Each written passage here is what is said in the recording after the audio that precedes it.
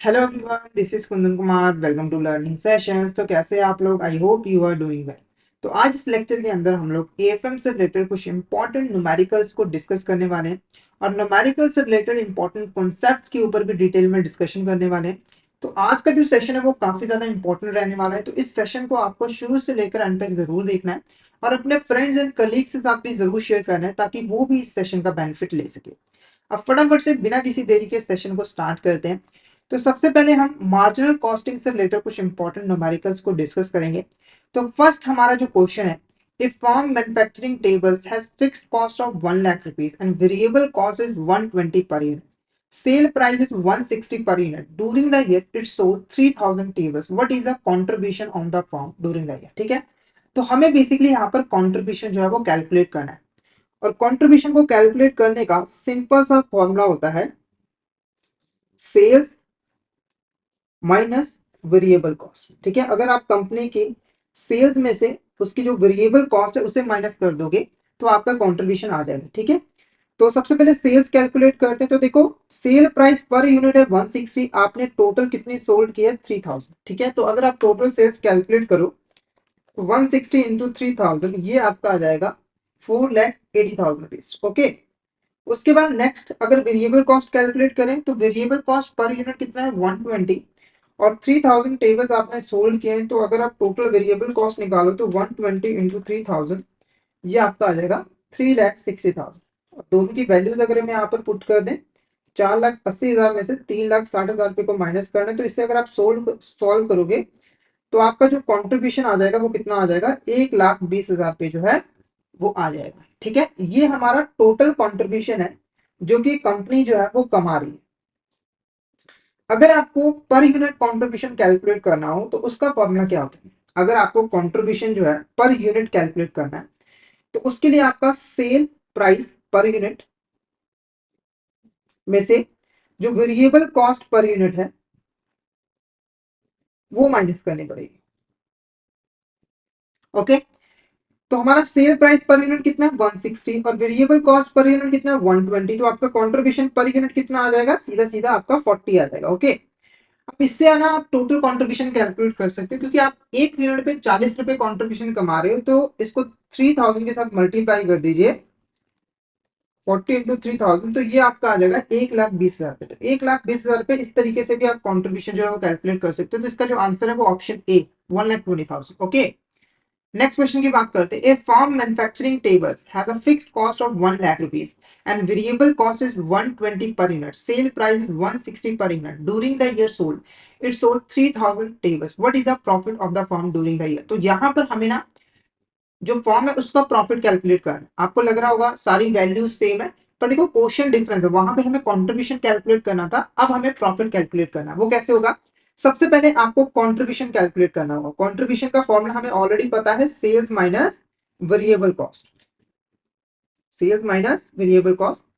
तो सेल्स हमने कैलकुलेट की थी, वो थी 4,80,000 रुपए की और वेरिएबल कॉस्ट थी 3,60,000 रुपए की। ये कैलकुलेशन हमने ऊपर ऑलरेडी किया हुआ था।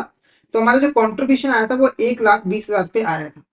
अब अगर आपको प्रॉफिट कैलकुलेट करना हो, देखो जब हम मार्जिनल कॉस्टिंग की बात करते हैं तो प्रॉफिट कैसे निकलता है? तो कंट्रीब्यूशन में से जब आप फिक्स कॉस्ट को माइनस कर देते हो, कंट्रीब्यूशन में से जब आप फिक्स कॉस्ट को माइनस कर देते हो तो आपका प्रॉफिट निकल कर आता है। कंट्रीब्यूशन कितना? 1,20,000 रुपए और फिक्स कॉस्ट आपका कितना? 1 लाख रुपए। तो जब आप माइनस करोगे तो आपका प्रॉफिट कितना आ जाएगा? 20,000 रुपए। ठीक है, इसको वैसे हम डायरेक्टली भी कैलकुलेट कर सकते थे। हम टोटल कॉस्ट में से, मतलब टोटल सेल्स में से टोटल कॉस्ट को माइनस कर देते तो आपका प्रॉफिट 20,000 रुपए ही आता। पर हमने प्रोसेस फॉलो किए जिससे हम समझ पाए कि मार्जिनल कॉस्टिंग के अंदर हम प्रॉफिट कैसे कैलकुलेट करते हैं। तो देखो, सबसे पहले आपको कॉन्ट्रीब्यूशन कैलकुलेट करना होता है, उसके बाद उसमें से फिक्स कॉस्ट को माइनस करके आपने प्रॉफिट जो है वो कैलकुलेट करना होता है। तो हमारा जो करेक्ट आंसर रहेगा वो ऑप्शन बी रहेगा, 20,000 हमारा करेक्ट आंसर है। नेक्स्ट क्वेश्चन की बात करते हैं। Exported manufacturing produces and sells a single product which has selling price is 40 per unit, variable cost is 20 per unit, fixed cost of the company amount 1 lakh, calculate the break even point in unit। तो यहाँ पर हमें break even point जो है वो calculate करना है। अब ये ब्रेक इवन पॉइंट क्या होता है, इसका थोड़ा सा अगर हम मतलब समझ लें। देखो, ब्रेक इवन पॉइंट एक ऐसा पॉइंट होता है जहां पर कंपनी को या फिर फर्म को ना तो कोई प्रॉफिट होता है और ना ही यहाँ पर कोई लॉस होता है। यानी कि कंपनी की जो टोटल सेल्स है, कंपनी की जो टोटल सेल्स है वो टोटल कॉस्ट के जो है वो इक्वल हो जाती है। और टोटल कॉस्ट का मतलब यहाँ पर क्या है, वेरिएबल कॉस्ट और हमारी फिक्स कॉस्ट। ठीक है, जैसे इस क्वेश्चन के अंदर ही हम देखेंगे। तो हमें यहाँ पर ब्रेक इवन पॉइंट कैलकुलेट करना है, वो कैसे निकलता है, पहले हमें कंट्रीब्यूशन कैलकुलेट करना पड़ेगा। अगर आपको ब्रेक इवन पॉइंट कैलकुलेट करना है तो उसके लिए पहले कंट्रीब्यूशन कैलकुलेट करना होगा। उसका फॉर्मूला ऑलरेडी हमें पता है, sales minus variable cost, variable cost. ठीक है, तो हम यहाँ पर यूनिट्स की बात करें तो हम पर यूनिट कंट्रीब्यूशन जो है वो कैलकुलेट कर लेते हैं।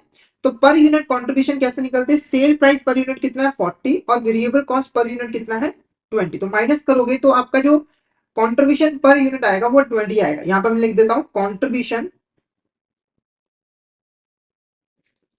पर यूनिट, पर यूनिट ये आपका कितना आ गया, यहाँ पर 20 आ गया। ओके, अब आपका ब्रेक इवन पॉइंट कैसे निकलता है, यहां पर हमारा जो फॉर्मूला है वो है fix cost divided by contribution margin per unit. ठीक है, यानी कि फिक्स कॉस्ट को आपको कंट्रीब्यूशन मार्जिन पर यूनिट के साथ डिवाइड करना पड़ेगा, तब आपका ब्रेक इवन पॉइंट जो है वो निकल कर आ जाएगा यूनिट्स के अंदर। ठीक है, जैसे यहाँ पर देखो फिक्स कॉस्ट हमारी कितनी है, 1 लाख रुपए है, और कंट्रीब्यूशन मार्जिन पर यूनिट कितना है हमारे यहाँ पर 20 रुपीज। तो अगर आप इसको डिवाइड करो तो 1 लाख को हमें डिवाइड करना है 20 के साथ, तो ये आपका आएगा 5,000 यूनिट्स। यानी कि जब कंपनी 5,000 यूनिट्स को सोल्ड करेगी तो उसको ना तो कोई प्रॉफिट होगा और ना ही कोई लॉस होगा। तो इसको हम प्रैक्टिकली करके देखते हैं। तो देखो हमारा जो सेल प्राइस है वो कितना है 40। अगर हम 5,000 यूनिट्स बेचे तो हमारी सेल्स कितनी होगी, 40 इंटू 5,000, 40 इंटू 5,000, तो ये आ जाएगा आपका 2 लाख रुपीज। ठीक है, उसके बाद हमारा जो वेरिएबल कॉस्ट है वो 20 है, तो 5,000 इंटू करें तो ये आपका आ जाएगा 20 इंटू 5,000, ये आ जाएगा आपका 1 लाख रुपए।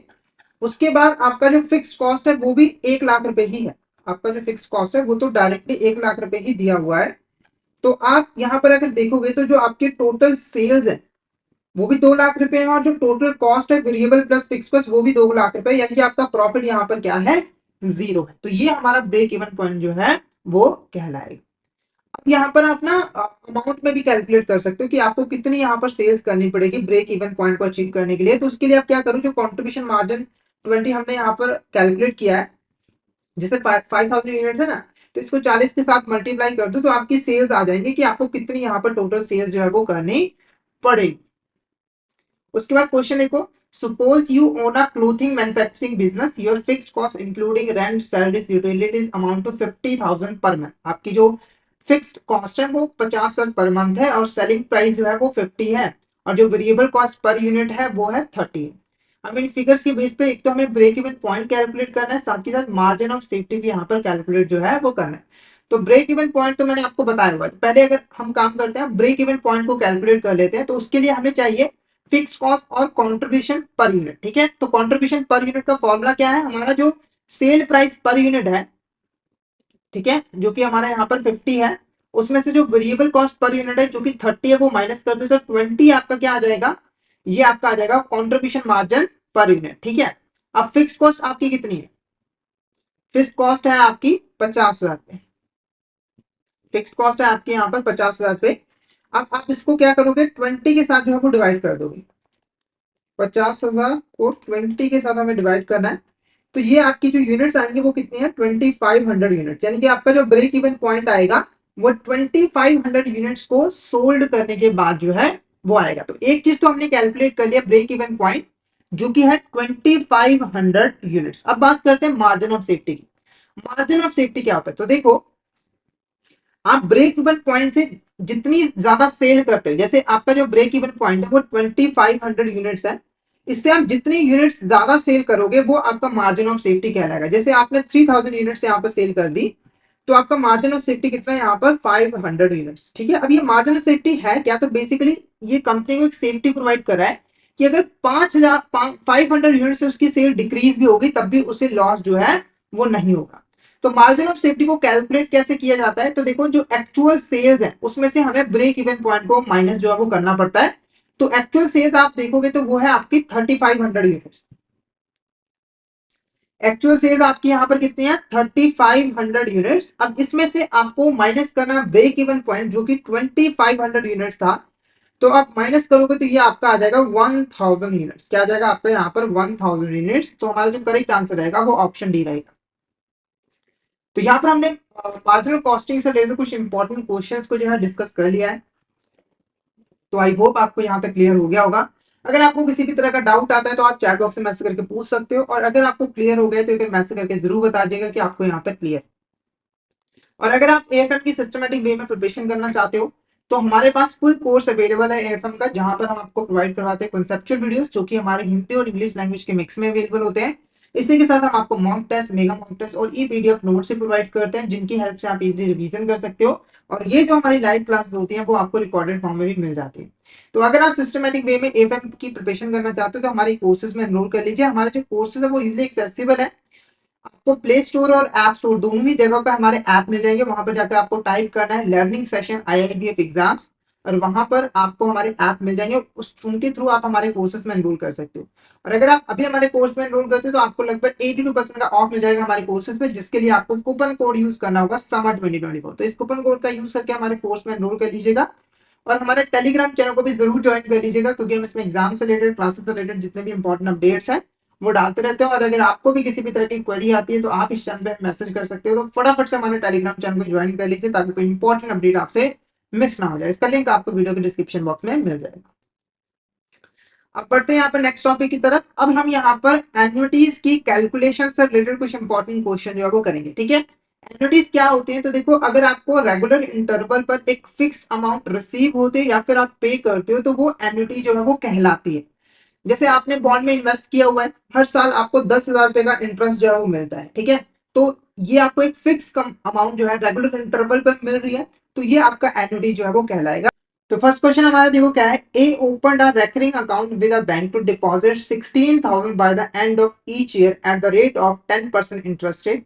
How much he would get at the end of third year. ठीक है, तो यहाँ पर देखो, इस क्वेश्चन के अंदर हमें ऑर्डिनरी एन्युटी की फ्यूचर वैल्यू को कैलकुलेट करना है। ठीक है, अब ये चीजें हमें कहां से पता लगी? सबसे पहली चीज कि ये जो ए पर्सन है, ठीक है, ये जो अमाउंट डिपॉजिट करवा रहा है 16,000 की, वो पीरियड के एंड में यानी कि हर साल के एंड में जो है वो डिपॉजिट करवा रहा है, तो ये हमारा ऑर्डिनरी एन्युटी हो गया। ठीक है, उसके बाद वो जानना चाहता है कि 3 साल के बाद उसे कितना पैसा जो है मिलेगा, यानी कि ये जो इन्वेस्टमेंट आज कर रहा है 3 सालों के बाद उसकी वैल्यू कितनी होगी। तो यहाँ पर फ्यूचर वैल्यू को कैलकुलेट करने की बात हो रही है। फ्यूचर वैल्यू को कैसे कैलकुलेट करना है? तो इसका जो फॉर्मूला है वो है C+1+I की power n-1 divided by I। ठीक है, जहां पर C है कैश फ्लो, यानी कि 16,000 हमारा यहाँ पर क्या है? C है। उसके बाद 1+I, I हमारा क्या है यहाँ पर? इंटरेस्ट रेट, जो कि 10% है, तो उसको मैंने 0.10 लिख दिया है। उसके बाद n क्या है? नंबर ऑफ पेमेंट्स, कितनी पेमेंट्स की जा रही है। तो देखो, हर साल एक पेमेंट की जा रही है, तो 3 सालों में कितनी पेमेंट्स हो जाएंगी? 3 पेमेंट्स हो जाएंगी। ठीक है, उसके बाद नीचे भी आई है तो 0.10-1। अब हमें इसे करना है सॉल्व। तो इसको हम थोड़ा और इजी बना लेते हैं। तो 16,000, ठीक है, 1.10 की पावर 3-1 डिवाइडेड बाय 0.10। तो पहले हम इसको सॉल्व कर लेते हैं। ठीक है, तो 1.103 की पावर कितनी होगी हमारी वैल्यू इसकी? 1.10 इंटू 23, तो ये आ गया 1.331। ठीक है, अब इसमें से 1 को हम माइनस भी कर देते हैं, तो 1 को आपको माइनस कर देना, तो ये आ गया 0.331। तो 16,000 0.331 डिवाइडेड बाय 0.10। अब इसे हमें डिवाइड कर देना है, तो इसे हम जब डिवाइड करेंगे 0.10 के साथ तो ये आ जाएगा 3.331। ओके, तो ये आ गया 16,000 3.331। अब इसको आपको मल्टीप्लाई कर देना है, तो 16,000 इंटू हमारा 3.331, तो ये आ जाएगा आपका 52,960। 52,960। तो हमारा जो करेक्ट आंसर रहेगा वो रहेगा ऑप्शन बी। ठीक है, तो इस तरीके से आप आसानी से future value of ordinary annuity को कैलकुलेट कर सकते हो। नेक्स्ट क्वेश्चन की बात करते हैं। If a person is depositing 10,000 per year for 18 years in the end of each year at the rate of 10% per annum, how much amount will be available with him at the end of 18 years। ठीक है, तो यहाँ पर भी देखो, जो deposit करवाया जा रहा है वो पीरियड के एंड में करवाया जा रहा है, तो ये ऑर्डिनरी एन्युटी हुई। और वो जानना चाहता है कि 18 सालों के बाद उसके पास कितना पैसा होगा, यानी कि वो फ्यूचर वैल्यू को जानना चाहता है। तो फॉर्मूला हमारा यहाँ पर बिल्कुल सेम रहेगा। कैश फ्लो हमारा कितना है यहाँ पर? 10,000 रुपये। ओके। उसके बाद इंटरेस्ट रेट हमारा कितना है यहाँ पर 10% है, और नंबर ऑफ पेमेंट्स यहाँ पर कितनी है 18 है, क्योंकि 18 साल के अंदर हर साल वो एक पेमेंट करेगा, डिपॉजिट करवाएगा, तो नंबर ऑफ पेमेंट्स कितनी हो गई 18 हो गई। ओके। अब हमें सबसे पहले देखो इसकी जो पावर है वो क्या है 18 है। ऐसी बड़ी पावरों को कैसे यहाँ पर सॉल्व किया जाता है, तो देखो जब आपको बड़ी पावर दिख जाए तो आपको उसे डिवाइड कर लेना है। जैसे मैं इसको कैसे डिवाइड कर सकता हूँ, इसको मैं 3 into 6 कर सकता हूँ, यानी कि 1.10 की पावर 3, उसके बाद इन सब की पावर यहाँ पर 6। इससे मैं आसानी से यहाँ पर सॉल्व कर सकता हूँ। अब इसे कैसे यहाँ पर सॉल्व करना है वो तरीका मैं आपको बता देता हूँ। पहले आपको क्या करना है, 1.10 की थर्ड पावर कैलकुलेट कर लेनी है। वो कैसे होगी 2 3, ये आ गई थर्ड पावर। उसके बाद आपको फिर से मल्टीप्लीकेशन का साइन प्रेस करना है, ठीक है, और यहाँ पे 6 पावर कैलकुलेट करनी है। तो एक ऑलरेडी है तो 5 टाइम्स इज इक्वल टू का साइन प्रेस करना है, तो ये हो गया 2 3 4 5 6, ये आ गया आपका 5.5। एक बार फिर से मैं आपको बता देता हूँ। तो सबसे पहले आपको क्या करना है, इसकी थर्ड पावर कैलकुलेट करनी है, तो 1.10 इंटू 2 3 आ गया। उसके बाद फिर से मल्टीप्लीकेशन का साइन, फिर यहाँ पे 6 पावर कैलकुलेट कर लेनी है, तो ये 2 3 4 5 6, ये आ जाएगा 5.55। ओके। तो यहाँ पर अगर हम वैल्यू पुट करें तो 10,000, इसकी वैल्यू आ गई हमारी 5.55 माइनस 1 डिवाइडेड बाई 0.10। फर्दर इसको हम सॉल्व करें तो 10,000 इसमें से माइनस किया तो ये आ गया 4.55 डिवाइडेड बाई 0.10। 4.55 को आपको डिवाइड करना है 0.10 के साथ,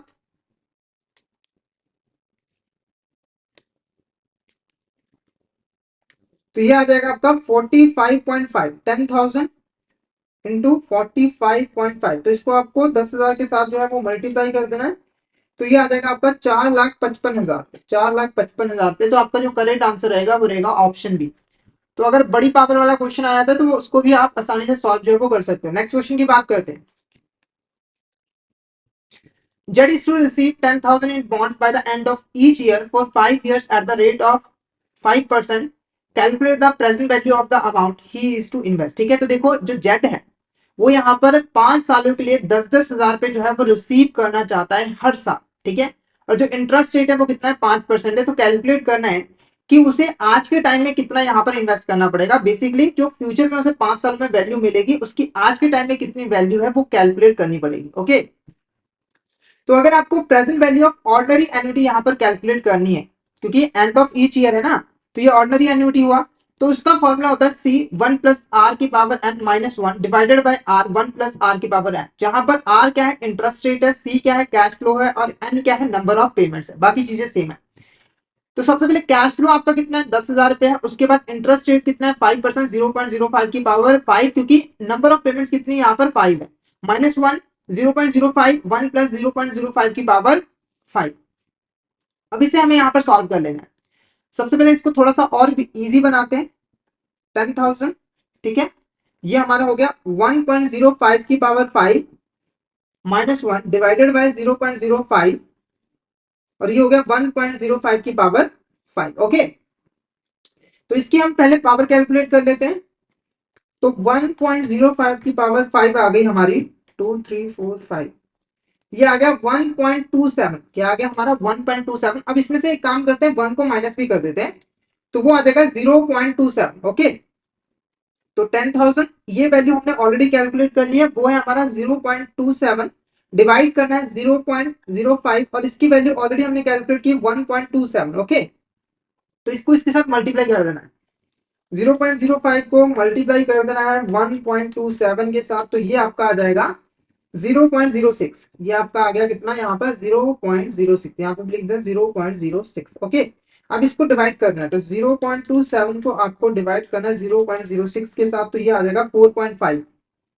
4.5, तो 10,000 इंटू 4.5, तो ये आपका आ गया 10,000 को आपको मल्टीप्लाई करना है 4.5 के साथ, तो ये आ जाएगा 45,000। यानी कि आज के टर्म में उसे कितना इन्वेस्ट करना पड़ेगा 45,000 जो है वो इन्वेस्ट करना पड़ेगा। तो जो सबसे नजदीकी वैल्यू है वो ऑप्शन ए है, तो ऑप्शन ए हमारा यहाँ पर क्या होगा करेक्ट आंसर जो है वो रहेगा। थोड़ा सा डिफरेंस हुआ है वो यहाँ पर डेसिमल की वजह से हो गया।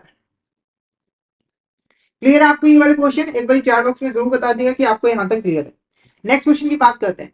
Z is to receive 20,000 at the end of every 6 months for a 5 years and the interest rate is 10% per annum and compounded semi annually. Calculate present value of funds. ठीक है, तो यहाँ पर देखो क्वेश्चन में दो चीजें आपको ध्यान में रखनी है कि आपको जो पेमेंट यहाँ पर मिल रही है वो हर 6 महीनों में मिल रही है, यानी कि साल के अंदर दो पेमेंट मिल रही है, यानी कि नंबर ऑफ पेमेंट्स की अगर हम बात करें एन की वैल्यू तो वो कितनी हो जाएगी 5 into 2, ये हमारी 10 हो जाएगी। ओके, उसके बाद इंटरेस्ट रेट देखो 10% पर एनम, पर वो सेमी एनुअली कंपाउंड हो रहा है, यानी कि हर 6 महीने में इंटरेस्ट मिल रहा है। तो 6 महीने का इंटरेस्ट रेट कितना होगा, 10% को हमें दो के साथ डिवाइड कर देना तो ये आ जाएगा 5%। ठीक है, तो जब भी आपके पास ऐसा क्वेश्चन आए तो पहले ये थोड़ा सा आपको कैलकुलेशन करनी पड़ेगी, नंबर ऑफ पेमेंट कैलकुलेट करना पड़ेगा और आपका जो इंटरेस्ट रेट है वो भी जो है वो कैलकुलेट करना पड़ेगा। ओके, तो हमने ये कैलकुलेट कर लिया, तो वैल्यू भी यहाँ पे देखो 20,000 रुपीज हमारा कैश फ्लो है। 1 + 0.05 की पावर 10 -1 डिवाइडेड बाय 0.05, 1 + 0.05 की पावर 10। अब ये कैसे आई है ये मैंने ऑलरेडी यहाँ पर कैलकुलेट करके आपको बता दिया। अब यहाँ पर थोड़ा सा इसको और इजी कर लेते हैं, तो यहाँ पर 1.05 की पावर 10 -1 डिवाइडेड बाय 0.05 की पावर 1.05 की पावर 10। ओके, तो इसको पहले हम कैलकुलेट कर लेते हैं, 1.05 की पावर 10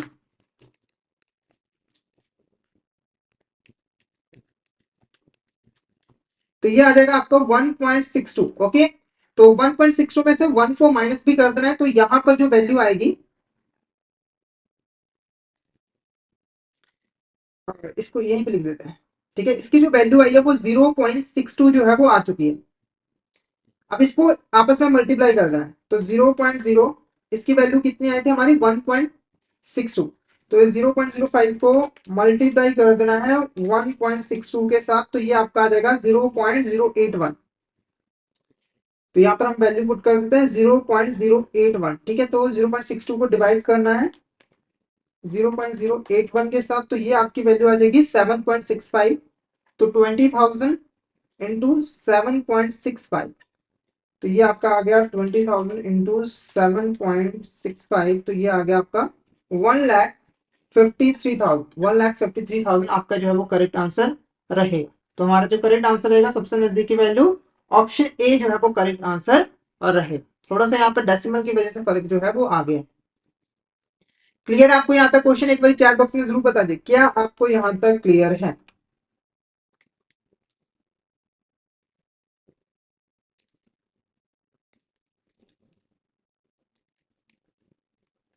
फटाफट से बता दें कि आपको यहाँ तक क्लियर है। बिल्कुल, यहाँ पे डेसिमल की वजह से फर्क आ गया। अगर आप ये 1 नहीं लोगे तो आपका 1,55,000 जो है वो आ जाएगा, तो मैंने 1 ले लिया था इसीलिए हमारा थोड़ा सा वैल्यू कम आ गया। बढ़ते हैं नेक्स्ट क्वेश्चन की तरफ।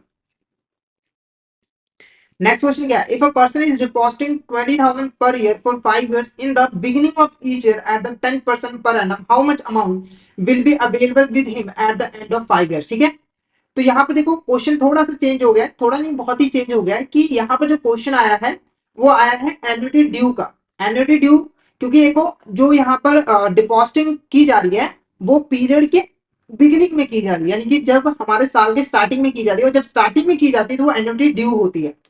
तो एन्युटी ड्यू की अगर हमें फ्यूचर वैल्यू जाननी होती है तो उसका फॉर्मूला थोड़ा सा ही डिफरेंट है, ज्यादा डिफरेंट नहीं है।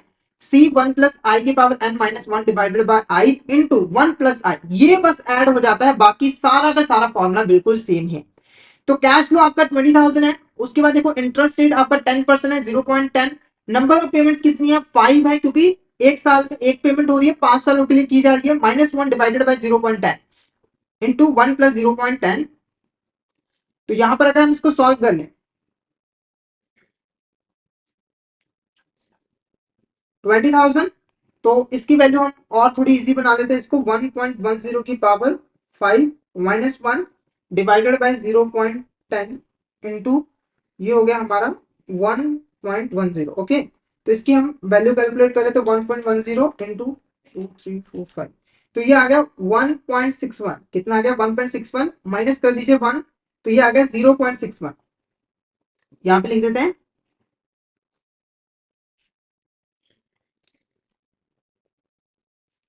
0.61। अब इसको 0.10 के साथ डिवाइड भी कर देते हैं, 0.61 को डिवाइड कर देते हैं 0.10 के साथ, तो ये आ गया 6.1। तो यहाँ पर 6.1 लिख देते हैं। फिर 20,000 को मल्टीप्लाई करना है 6.1 के साथ, फिर उसके बाद 1.10 के साथ, तो ये आपका आ जाएगा 1,34,200। ठीक है, तो 5 सालों के बाद आपको कितनी अमाउंट मिलेगी? 1,34,200। तो हमारा जो ऑप्शन बी होगा वो हमारा करेक्ट आंसर जो है वो रहेगा। तो इस तरीके से आप एन्युटी ड्यू की भी फ्यूचर वैल्यू आसानी से कैलकुलेट जो है वो कर सकते हो। ठीक है, नेक्स्ट क्वेश्चन की बात करें। If a person is depositing 1,000 per year for 18 years in the beginning of each year at the rate of 5% per annum, how much amount will be available with him at the end of 18 years? ठीक है, तो यहाँ पर हमें 18 साल के बाद कितनी अमाउंट मिलेगी? तो क्वेश्चन हमारा सेम है, क्वेश्चन हमारा यहाँ पर सेम है, बस थोड़ा सा पावर का जो है वो बड़ी हो गई है, तो उसको तो हम आसानी से सॉल्व कर सकते हैं। तो कैश फ्लो हमारा कितना है? यहाँ पर 1,000 का है। उसके बाद यहाँ पर 1.05 की power 80 minus 1 divided by 1.05, sorry 0.05, यहाँ पर 1 नहीं है। उसके बाद इनटू ये आ गया हमारा 1.05। तो हम इसको फटाफट से यहाँ पर सॉल्व कर लेते हैं। तो सबसे पहले 1.05 इंटू 2 3 इंटू 2 3 4 5 6, ये आ गया 2.40। 1,000 इंटू इसकी value 2.40 minus 1 divided by 0.05 into 1.05। Okay, तो ये 2.40 में से 1 को माइनस कर दीजिए, तो ये आ जाएगा आपका 1.40। अब इसको 0.05 के साथ जो है वो डिवाइड कर दिए, 1.40 डिवाइडेड बाय 0.05, तो ये आ जाएगा 28। ये आ जाएगा आपका 28। तो 1,000 इंटू 28 इंटू 1.05, तो ये आपका आ गया 1,000 इंटू 28 इंटू 1.05, तो ये आपका आ जाएगा लगभग 29,400, 29,400, 29,500। तो हमारा जो करेक्ट आंसर रहेगा, हाँ 29,400। तो ऑप्शन डी हमारा यहाँ पर क्या होगा? करेक्ट आंसर है। ठीक है, नेक्स्ट क्वेश्चन की बात करते हैं। Jet received 2,000 at the beginning of every 6 months for a 5 years and the interest rate is 10% per annum and compounded semi-annually. Calculate present value of funds। ठीक है, तो यहाँ पर हमें प्रेजेंट वैल्यू जो है वो कैलकुलेट करनी है एनुअल ड्यू की, साथ ही साथ जो यहाँ पर हमारा पेमेंट मिल रही है वो एवरेज 6 मंथ मिल रही है, और जो इंटरेस्ट भी है वो सेमी एनुअली है। तो हमें सबसे पहले नंबर ऑफ पेमेंट्स अगर कैलकुलेट करनी हो, साल में 2 पेमेंट्स है, 5 साल है, तो नंबर ऑफ पेमेंट्स कितनी हो जाएगी? 10। उसके बाद इंटरेस्ट रेट है 10%, हमें सेमी एनुअल कैलकुलेट करना है, 2 से डिवाइड कर दीजिए, ये आ जाएगा 5%। फॉर्मूले की बात करें तो यहाँ पर देखो फॉर्मूला भी बिल्कुल सेम है, बस ये 1+r की जो वैल्यू है वो ऐड हो चुकी है। तो हमारा जो कैश फ्लो है, अगर हम यहाँ पर सी की बात करें, वो है 20,000। कैश फ्लो जो है वो है 20,000। उसके बाद 1 प्लस 0.05 की पावर हमारी 10। ठीक है, माइनस 1 डिवाइडेड बाय 0.05 की पावर 1 प्लस 0.05 की पावर 10। उसके बाद 1 प्लस 0.05। तो इसको हम सॉल्व कर लेते हैं। 20,000, तो यहां पर आ गया हमारा 1.05 की पावर 10 माइनस 1 डिवाइडेड बाय 0.05, 1.05 की पावर 10, ये आ गया 1.05। ठीक है, तो यहाँ पर 20,000 एज इट इज आ जाएगा। इसको सॉल्व कर लेते हैं, तो 1.05 की पावर 10, 2 3 4 5 6 7 8 9 10, ये आ जाएगा आपका 1.62। ये आ जाएगा 1.62। अब माइनस कर दीजिए 1 को भी, तो ये तो आ गया 0.62, और फिर इसे 0.05 एस टी। अब इसकी वैल्यू कितनी है? 1.62। तो 0.05 को मल्टीप्लाई कर देना 1.62 के साथ, तो ये आ गया 0.08। तो इसकी वैल्यू आ गई 0.08। ये एज इट इज लिख दो 1.05। अब इसको आप डिवाइड कर दो तो 0.62 को आपको डिवाइड करना है 0.08 के साथ, तो ये आ जाएगा 7.75। ठीक है, तो 20,000 इंटू 7.75 इंटू 1.05, तो ये कितना आ जाएगा 20,000 इंटू 7.75 टू 1.05, तो ये आ गया आपका 1,62,750, 1,62,750। तो हमारी जो सबसे नजदीक की वैल्यू रहेगी वो रहेगी option B. Option B is a correct answer. ठीक है,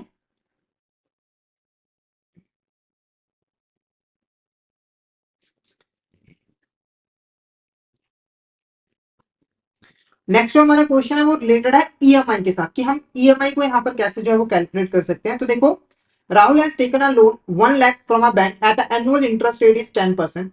the loan is to repaid in equally monthly installment over a period of 2 years। What will be the amount of each EMI. ठीक है, तो हर monthly कितनी payment यहाँ पर की जाएगी।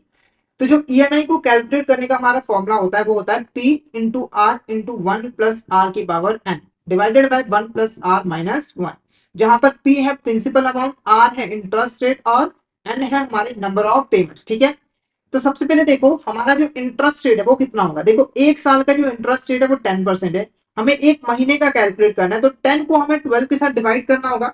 जब आप यहाँ पर 10 को डिवाइड करोगे 12 के साथ, तो ये आपका आएगा 0.83%। ठीक है, ये ध्यान में रखना, ये परसेंट है। ठीक है, उसके बाद नेक्स्ट नंबर ऑफ पेमेंट्स की अगर हम बात करें तो देखो, एक साल के अंदर होती है 12 पेमेंट्स। ठीक है, 12 महीने तो 12 मंथली पेमेंट्स होंगी, और 2 सालों में यहाँ पर रिपे करना है, तो टोटल कितना हो जाएगा यहाँ पर 24 मंथ्स। कितना हो जाएगा 24 मंथ्स। यही चीज हमने यहाँ पर फिल की हुई है। प्रिंसिपल अमाउंट है 1 लाख रुपए की। उसके बाद आर इंटरेस्ट रेट वो कितना होगा 0.083। ऐसा क्यों हुआ, तो देखो ये परसेंटेज में है, तो जब हमने इसको 100 से डिवाइड किया तो ये हो जाएगा 0.083 इंटू 1 + 0.083 की पावर 24। क्यों, क्योंकि जो नंबर ऑफ पेमेंट्स है वो 24 है। ऐसे 1 + 0.083 की पावर 24 माइनस 1। अब इसको हमें यहाँ पर सॉल्व करना है। इसे हमें जो है यहाँ पर सॉल्व करना है। सबसे पहले देखो, हम इसको थोड़ा सा और इजी बना लेते हैं।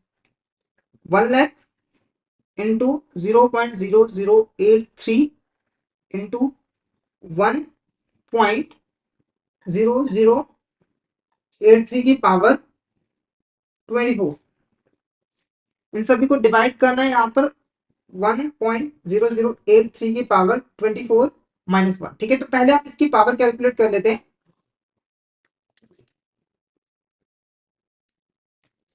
तो 1.0083। ठीक है, तो हम इसकी देखो 24 को हम एक काम करते हैं, इसको बना देते हैं 4 × 6। ठीक है, 4 × 6, तो वो बराबर ही हो जाएगा, यानी कि 1.0083 की पावर पहले हम 4 कैलकुलेट करते हैं, फिर इन सभी की हमें 6 कैलकुलेट कर लेंगे। तो इंटू 2 3 4, फिर इंटू 2 3 4 5 6, ये आ गया आपका 1.21। ठीक है, इसकी पावर हमने 1.21 कैलकुलेट कर लिया। और सबसे जो इंपॉर्टेंट चीज है वो यही है, इसकी जो पावर है वो हमें यहाँ पर कैलकुलेट करनी है, तो वो हमने कैलकुलेट कर लिया। तो 1 लाख इंटू 0.0083 इंटू ये हमने 1.21 कैलकुलेट कर लिया, डिवाइडेड 1.21 में से 1 को माइनस कर दीजिए, तो जब माइनस करोगे तो ये आ जाएगा 0.21। अब हमें इसे सॉल्व कर लेना है। तो 1 लाख इंटू 0.0083 इंटू 1.21, तो ये आपका आ जाएगा 1004। अब इसको 0.21 के साथ डिवाइड कर देना है, डिवाइडेड बाय 0.21 के साथ, तो ये आपका आ जाएगा 4782। 4782। तो हमारा जो करेक्ट आंसर रहेगा वो रहेगा ऑप्शन बी। तो इस तरीके से आप ईएमआई को भी कैलकुलेट कर सकते हो बहुत ही इजी वे में। ओके,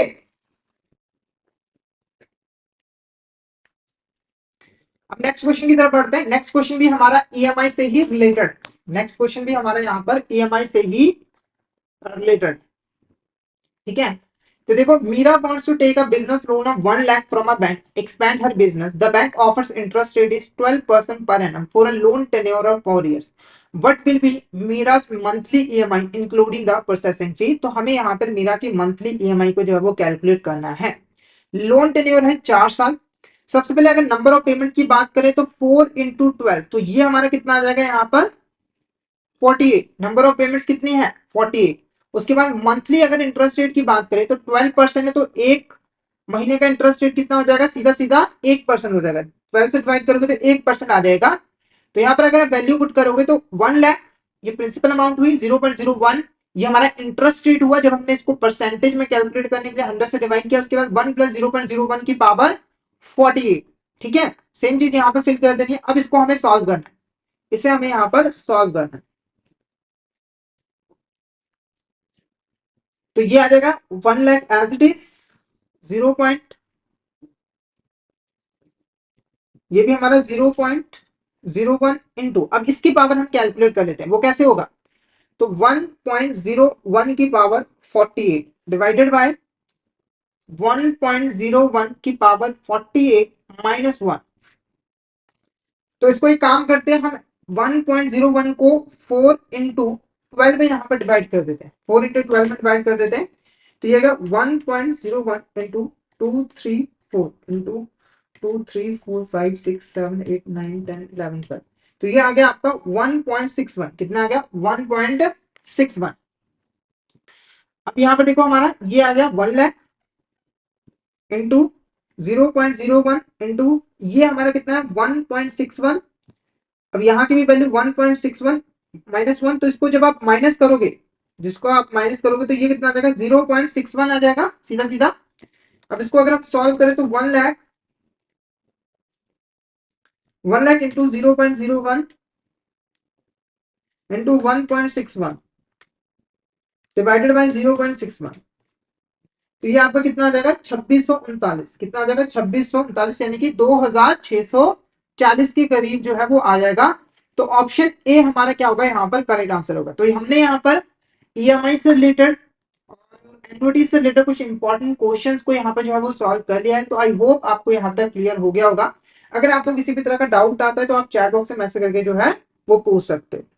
और इसी तरीके से हम आपके लिए आगे भी जो है एएफएम के जो न्यूमेरिकल्स हैं वो लेकर आते रहेंगे। बस आपको हमारे चैनल को सब्सक्राइब करके रखना पड़ेगा, ताकि आपको नई वीडियो की जो नोटिफिकेशंस वगैरह हैं वो यहाँ पर टाइमली मिल पाए। ठीक है, तो अगर आपको यहाँ पर किसी भी तरह का डाउट आता है तो आप चैट बॉक्स में मैसेज करके पूछ सकते हो। और अगर आपको क्लियर हो गया तो मैसेज करके जरूर बता देगा कि आपको यहाँ तक क्लियर हो गया।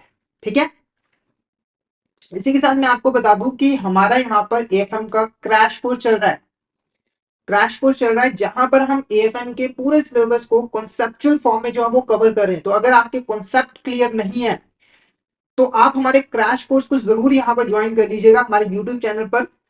हर रोज 6 बजे हमारी यहाँ पर एएफएम की क्लास होती है क्रैश कोर्स की, जहां पर हम एएफएम के चैप्टर्स को कॉन्सेप्चुअल फॉर्म में कवर करते हैं। तो आप उन क्लासेस को ज्वाइन जो है वो कर सकते हो। इसके अलावा आईएफएस की क्लासेस भी जो है वो रहती है, तो उन क्लासेस को भी आप ज्वाइन जो है वो कर सकते हो। ठीक है,